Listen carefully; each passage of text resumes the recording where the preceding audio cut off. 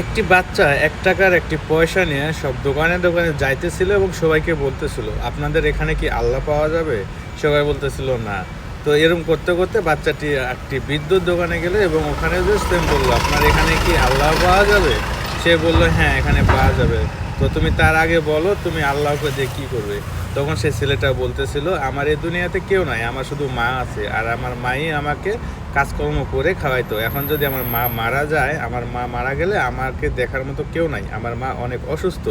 তো ডাক্তার বলছে শুধু এখন আল্লাহ আমার মাকে বাঁচাইতে পারে। তখন সে বৃদ্ধ এ কথা শুনে তার পরিবারের ঠিকানা নিল এবং তাকে ১ গ্লাস পানি দিয়ে বললো, এটা নিয়ে যাও, তোমার মাকে খাওয়াই দেবে। তো পরের দিনে সে মহিলাটি ডাক্তারের কাছে গেল, চিকিৎসা করলো এবং সুস্থ হয়ে গেল। এবং চিকিৎসা হওয়ার পরে দেখে যে অনেক পরিমাণ টাকা তাকে চিকিৎসা খরচ হয়েছে। তো এবং এই টাকাটা কে যেন পরিশোধও করে দিছে। তো ডাক্তারকে জিজ্ঞানো হলো যে কে টাকাটা পরিশোধ করছে। ডাক্তার বলল উনি পরিচয় গোপন রাখছে এবং বলছে এই চিঠিটা আপনাকে দিতে। পরে তার মা চিঠিটা খুলে এবং পড়ে দেখলো, সে চিঠিতে লেখা আছে, আপনার বাচ্চা ১ টাকা নিয়ে দোকানে দোকানে ঘুরতেছিল এবং আল্লাহকে খুঁজতেছিল।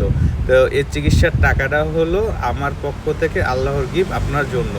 তো এই কথাটা আসলে কেন বলা হলো, আমাদের সবার কাছে কিন্তু এমন একটা চিঠি আছে যে তুমি যখন জীবনে চলাফেরা করতে যাবা, তুমি কোনো বিপদ আপদে যদি পড়ো, হতাশ না হয়ে তুমি আল্লাহর উপর ভরসা রাখো। আল্লাহ নিজে বলেছে, তুমি আমার উপর ভরসা রাখো, আমি তোমার রিজিক, আমি তোমার ভাগ্য, আমি তোমার সব কিছু পরিবর্তন করে দিতে পারি। কিন্তু আমরা আল্লাহর উপর বিশ্বাস রাখি না, এরকমভাবে অনেকেই আছে। আমরা হতাশ হয়ে ভেঙে পড়ে যাই। কিন্তু মন থেকে যদি আপনি আল্লাহকে ডাকেন, আপনি যদি কোনো পাপ কাজে লিপ্ত না থাকেন, আপনি যদি একজন ভালো মানুষ হয়ে থাকেন, ইনশাল্লাহ আল্লাহ কারো না কারো মাধ্যমে আপনাকে হেল্প করে থাকবে সব সময়।